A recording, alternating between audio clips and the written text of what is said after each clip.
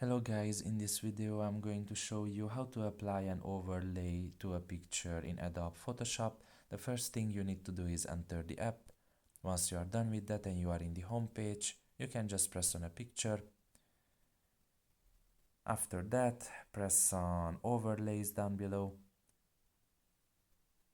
And now you can just select an overlay for the picture. You can pick a category and you can just pick an overlay after that. There are some free versions, there are some paid versions, depending what you want of course, and whatever you have the premium version of not. After that you can just simply leave and press on save in order to save the overlay for that photo.